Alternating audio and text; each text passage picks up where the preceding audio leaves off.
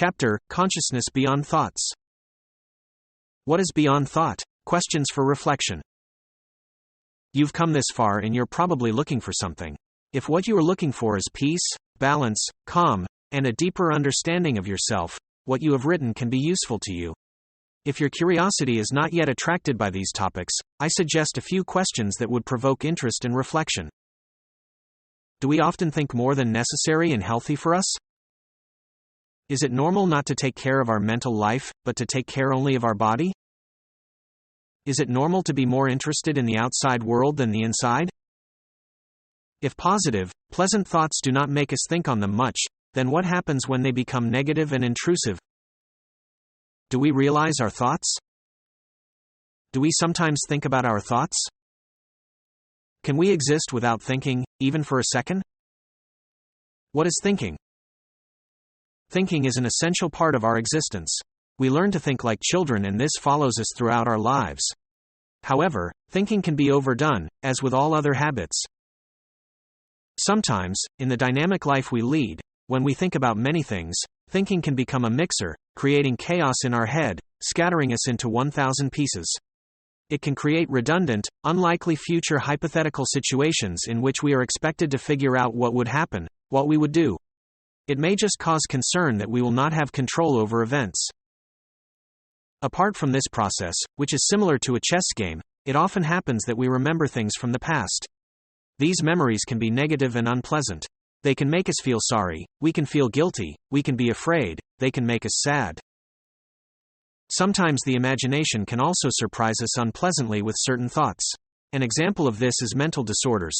People with mental disorders seem to suffer the most from the influence of thoughts. For others, however, it cannot be said that they have only healthy and constructive thoughts. Therefore, what is written here would be useful for everyone. Thinking in different professions. In some professions, rational thinking is a core activity, but this does not mean that all other people think less or are healthier. There are also activities in which the mind is not leading. Many artists share that it is not created with the mind, but with the heart, and that they are guided by intuition and the muse. However, creators are rarely successful if they do not think rationally enough or if they do not have someone to guide them. Respect the reason. We cannot deny that the high intelligence and the amount of knowledge and experience with which the mind works are an important part of how successful in this world you are. The mind and the result of it, thinking, are necessary for us to survive and realize ourselves. Evolutionarily, the reason is the next step that distinguishes us from animals. But thinking has become a double-edged sword.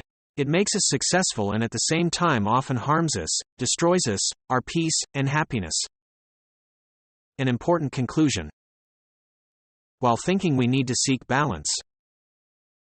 Whether thinking is rational or irrational, smart or not, positive or negative, it happens at all times, whether we want it, whether we like it, or whether we realize all of it. It is a fact that thinking is a constant process and that rarely the flow of thought leads us to a better mood and state of mind. And don't we want to be balanced, calm, rested, happy? The mind is an equal part of consciousness. Let us turn our attention to consciousness, in particular, to reflect on the connection between thinking and consciousness. When we are blinded by the beauty of a picture or a sight, when we are completely devoted to listen to a song or to enjoy the sounds of nature, when we have strong pleasant sensations in the body, when we are out of breath from what we perceive and experience, then thinking stops for a moment. If you haven't paid attention, you can check the next time it happens to you. We can challenge ourselves by focusing our will on what we see, hear or feel with an effort of will and a little discipline. If this is not enough and we still have the presence of thoughts, we can simultaneously focus our attention on all three sensory experiences, on what we see, hear and feel. It is worth noting that if the eyes are closed, we see again, but darkness, the inside of the eyelids. If the eyes are open, it would help to little cross them, so we will not be forced by something specific to occupy our attention, but we will perceive everything we see as a whole. Often the consciousness sticks to thinking, but it also lets the control out. From these experiments, which anyone can do by themselves, it turns out that the perception of pictures, sounds, and sensations somehow fills the capacity of consciousness and leaves no room for thought. It also becomes clear that without the effort of the will and some discipline, by inertia, the consciousness falls into a state of thinking. It sticks to the thoughts and follows them. Each thought leads to another and so on to infinity. Very often we identify with our thoughts and blindly follow them, believe them and act on them even when they are irrational. So they have a very strong impact on our lives. And isn't it rational to keep useful and productive thoughts and to transform harmful and unhealthy ones? One thing is for sure. Whatever we have decided to change in our thinking, we must first realize what thoughts fill our daily lives and only then act. If we do not want to change anything in our thinking, we may be of a different opinion once we understand what we think every day. In both cases, we have good reason to give it a try. The eye that can see everything in our inner world. Consciousness does not mean just thinking. Thinking is a manifestation of consciousness, but according to the exposition here, consciousness is something more. It also includes that part of us that perceives our experience directly, as in the example above. Even the process of thinking, which is part of our reality, can be perceived by the mind as something that is happening at the moment, as we perceive a picture, music, or sensations in the body. And indeed, everyone could realize what thoughts are spinning in his head at a given moment, therefore our thoughts can be realized by us. This is another reason to think that consciousness is more than just thinking. To be more specific, when we talk about the awareness of thoughts, we mean their perception as something that is happening right inside us. For example, one may observe them, another may have a feeling for them. The list does not end there. The perception of thoughts is something specific, so it is important to find the way that is easiest and most convenient for you. That part of us that is directly aware of our reality without thinking is also real. We identify with it and reside in it when we realize our flow of thought. We do not change it, we just realize it. Of course, we try not to think about it, because that would create a new stream of thought, from thoughts contemplating the thought we are aware of. Awareness must be gentle, unobtrusive, like a thin shell around the flow of thought, otherwise, it becomes an obsessive and dominant thought and compromises the whole idea of realizing the flow of thought, which is simply filled by this thought for the realization of thoughts. More often to grasp what we think. In practice, in the beginning, at certain intervals, we feel that we are thinking about something, and we simply register the fact. We strive to make this interval smaller and more often to capture what we think.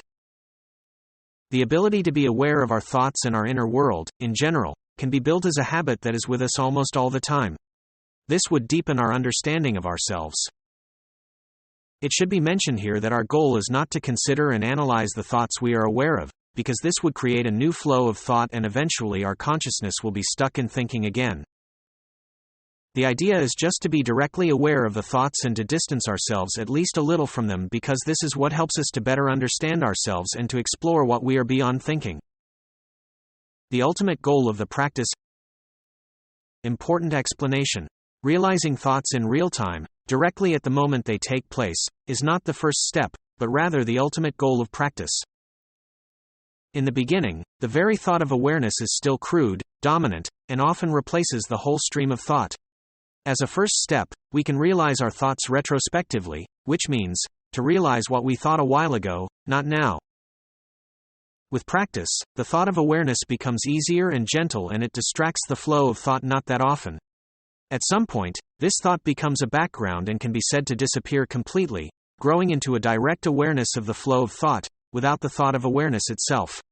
For example, there may be a sense of the space in which thoughts flow is presented, where the thoughts arise, exist, and disappear.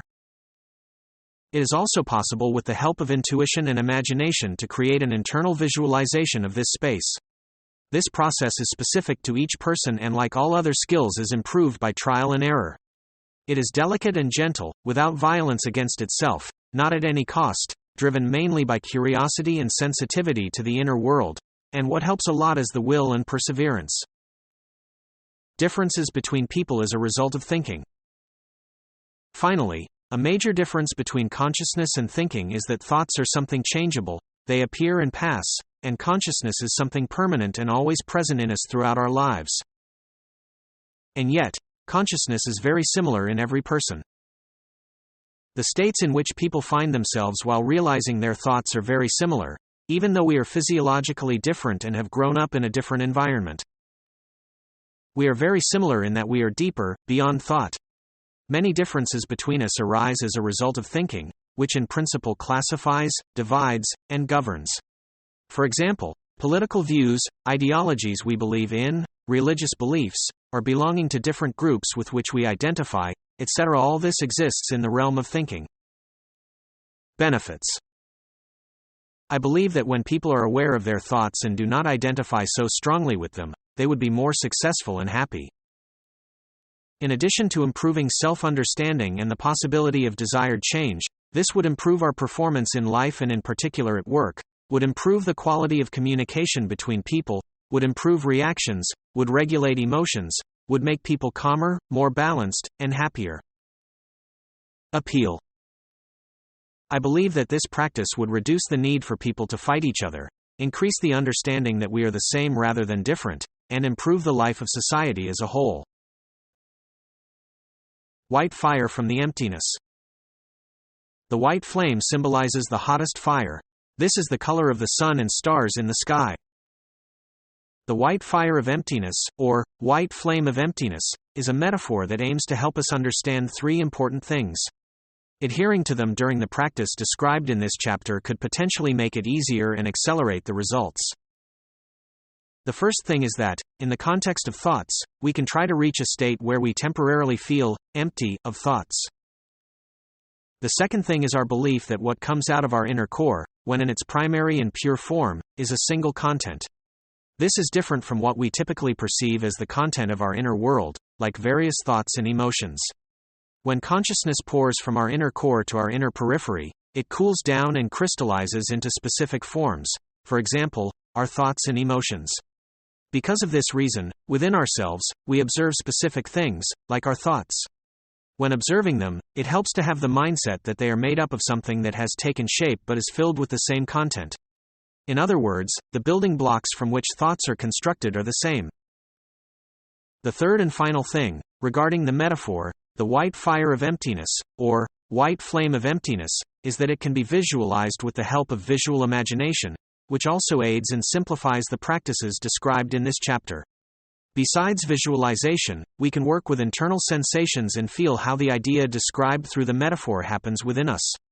With our rational mind, we can build the conviction that by visualizing and feeling ourselves and our inner world as the white fire of emptiness, we manifest this white fire in our reality, and why not in the external world, just as fireflies do on summer nights.